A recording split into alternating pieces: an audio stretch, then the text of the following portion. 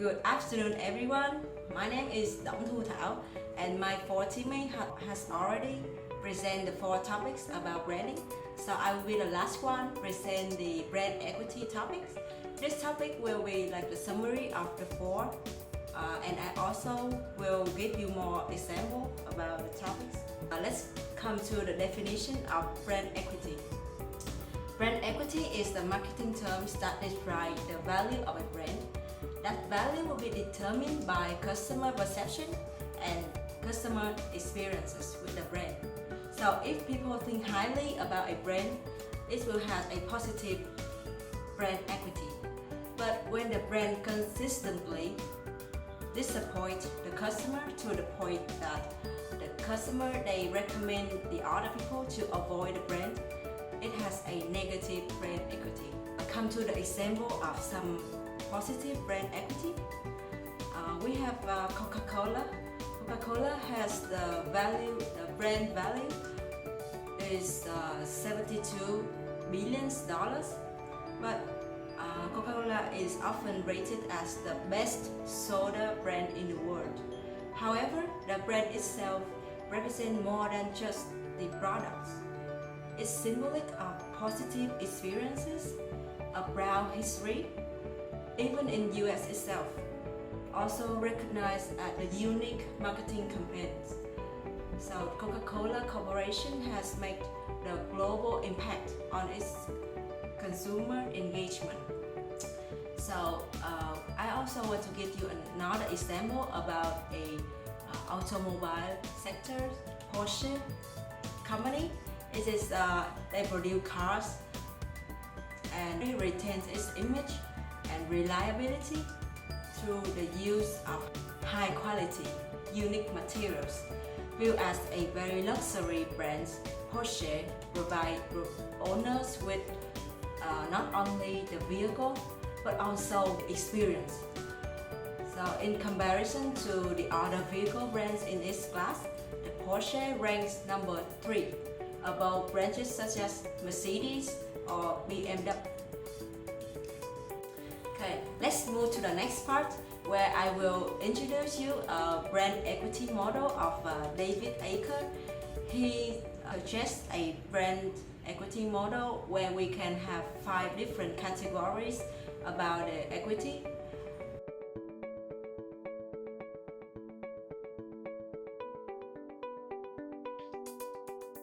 Brand loyalty, we often refer to a very popular model of brand dynamics about brand loyalty. So in this brand loyalty model, the customer loyalty is divided into 5 categories. The first is the presence, which is the customer indifferent. When they really not pay attention to what they buy to any specific brand, if the brands are available, they will buy it. Next is the interested customer. They will satisfy with the brands, or at least they don't hate the brand. They buy because of their habit, and they will continue to buy if there is no other brands. Satisfied with the brand, but they afraid of changing the brand because of the high switching cost. Next one is the advantage. They prefer the brands because the brand gives them the positive feelings. The final one, the highest one, is the bonding. Here they are proud to use the brand, and they will introduce the brand to other people with a very positive attitude. In summarize, the brand loyalty in the model suggests that the business have more and more customer with high loyalty levels. Will have to increase the profit for the company. And to do this, the business needs to create a familiar image, keep promises to the customer, create a brand trust, and take care of the customer regularly. We come to the next category in the brand equity, which is the brand awareness. So this is a story about recognizing branding is measured 2 ways. customer remember about the brand?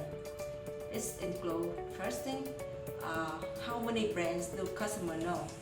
Next, can the customer imagine which brand in that category of products? And the last thing is the brand that is first come to mind when remind about that category. So for the brand that are first remembered by the customer or most prominent, they will often appear in the customer shopping list and are chosen to buy more. This suggests the business to create an impression that is familiar to the customer through the identification system, to the brand, to the daily visible signals. That is how we can increase the brand equity. And the third category is perceived value. Perceived value of it can be from the tangible products or intangible services, and it will be determined by the customer and the internal business, measured by the market research information.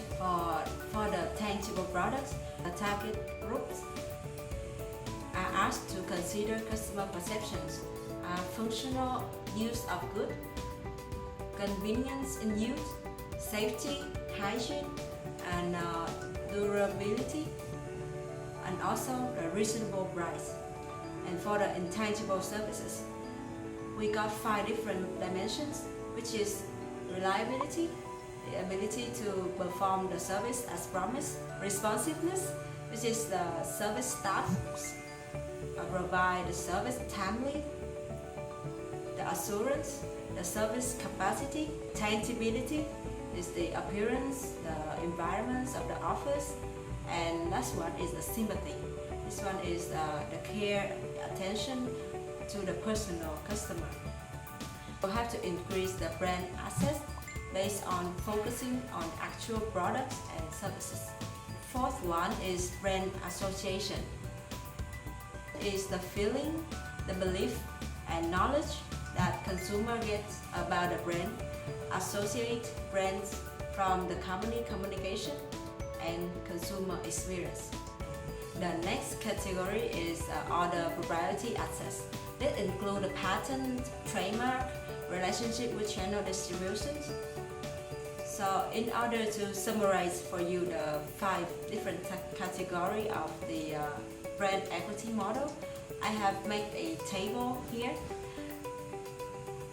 When you want to have the overall look about the brand equity, you should look from the 2 different perspectives, from the customer side and from the business side.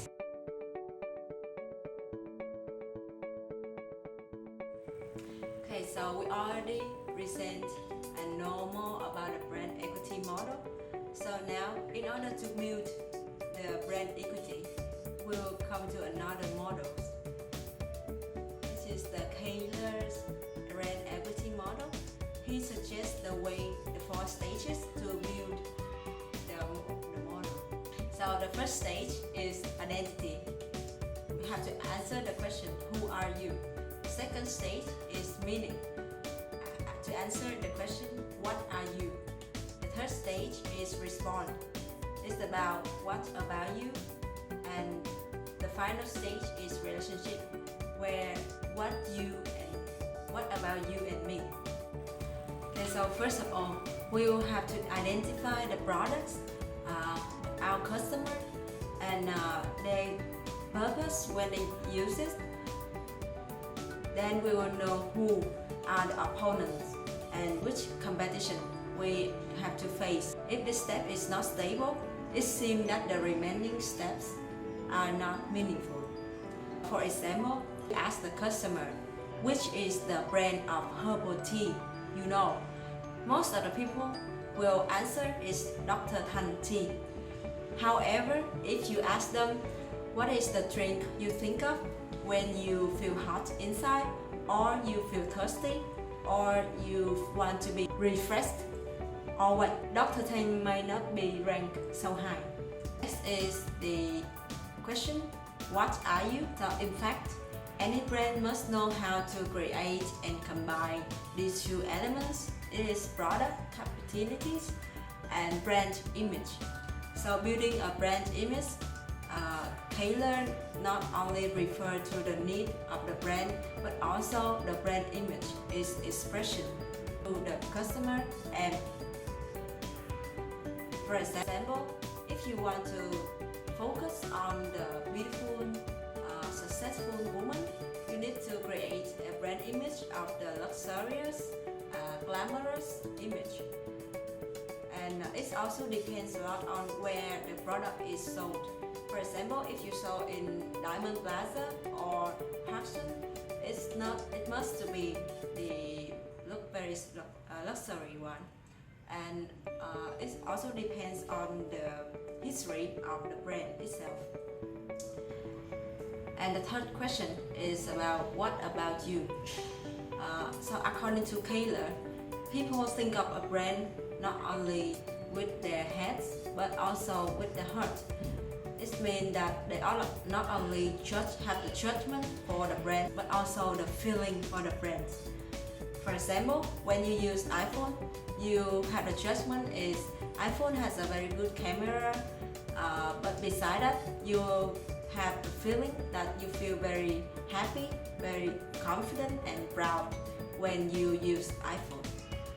Finally, how do we measure the brand equity?